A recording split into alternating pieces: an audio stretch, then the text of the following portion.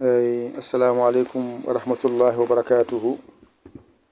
Bandiraɓe sehilaɓe ko arde salminde e juurade e arda kadi jabtade namdiɓe yo bindane wirdu ndu no waɗirte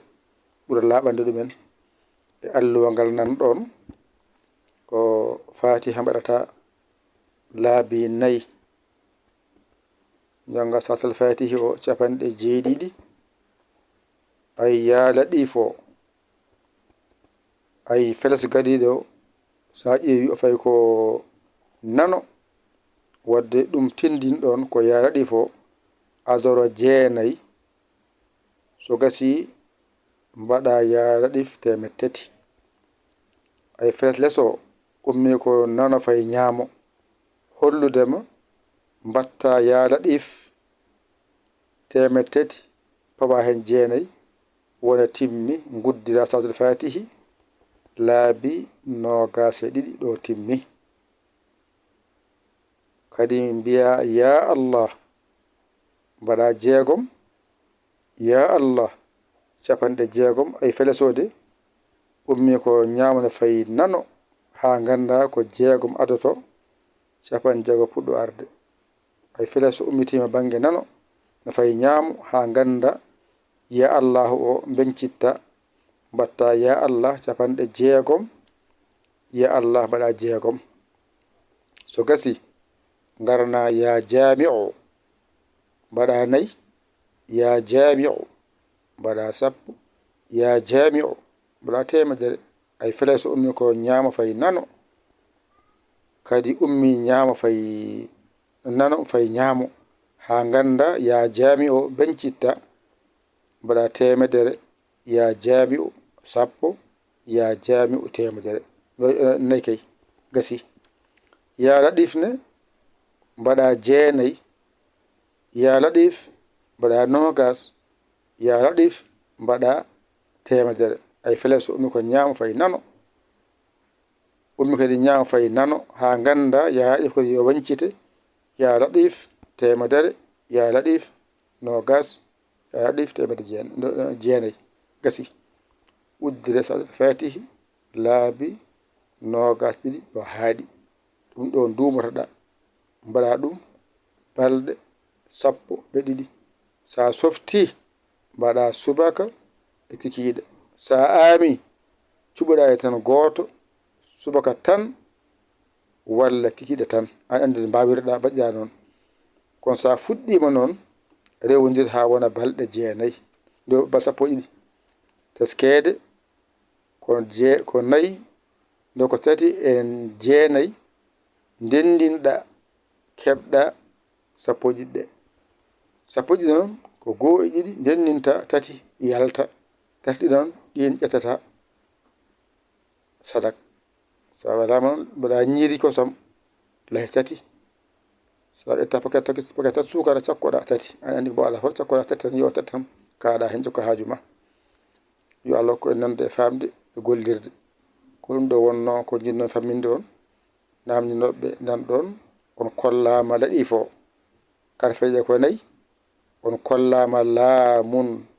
ɗa'un ya'un fa'un limore nde on kollama ɗum laɗifo on kollama ɗum ko ɗum rendina wonti temet tati e jeenayi ɗe gaddami on inde allahu e jami'u e laɗif so rendi rokkuma kadi temet tati e jeenayi ɗum ɗo moftira oɗon sirru ƴettama mbatta nder ñooke ñooke ma a ɗum allah a hollama no ummori a hollama haatimere nde a hollama kadi no wirdirte fof ko an jeeyi ƴettuna wa ndewra ɗum allah aɗa faandi hen ñagade hen dendagal haajuji ma newuye nani hen dental nani hen newuye nani hen dental nani hen ɗum tan woni ko jiɗoɗa dental kala dental ala moƴƴani kala ko dental ala moƴƴani woni jami o on kolnoma jami o noon ko jatongu woni jibril ene mofti nder hen alli fo ko asrafilu ene mofti hen mimo ko mikail ene mofti hen aynu o ko azrail ene mofti hen ɓeɗo nayo on to mofti e nder sirru he eɗen dusma a faami ɗon moƴƴi de so ari kadi to banggue daɗif ɗo ay ɗa koyngal e yanara so rendi ɗum wiyete ɗayyu ɗayyu ɗayyu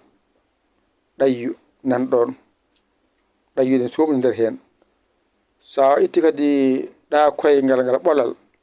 e jubriya o e fa jorɗo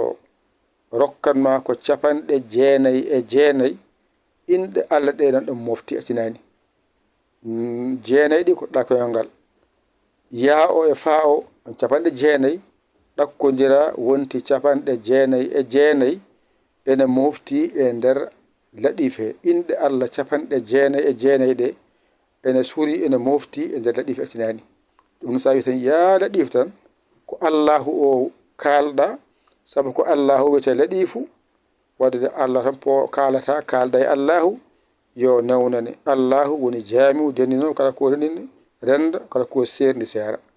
wadde jamiu ɗum ya Allahu ya jamiu ya laɗif ƴette batte nder ñoke moɗon to on paani o darrum Allah kala moƴƴere heɓade hen yo rawde barke ko musidɗo moɗon giɗo moɗon saabu Allah ya l'école Sénégal alhamdulillah bi alamin a saggoyi gonga e gonga ndewa e numéro mo mbiyanoɗo 00221 77 906 14 81 jiya WhatsApp o saggere ma a saggani ɗum jinmi neɗɗo hoto wi tan saggani tan ara saggito ko saggani adanama tan huftinana gaddanɗam o to han telti ala addama on wi on paamani waɗama gotel on paamani on ɓeydanama gongal waɗama kadi haatimere nde kadi on wi on paamani o mbattanama kadi inde no weddirte ko heddi hen kadi a waɗanama ɗo iwi ɗo holno sekira ha wonti 309 holɗo waccira Allahu jamiu laɗif o hollama kadi holno weddirte ko heddi hen kadi heddi ko jahambirdoya ko heɓani fof an jeeyi min jeeya Allah won dokko a won ñagotoɗo mo ñaguiɗa Allah hol dokketeɗo an o dokketeɗo yo Allah rokku en fof moƴƴere en fof nden enen keɗa julɓe wassalam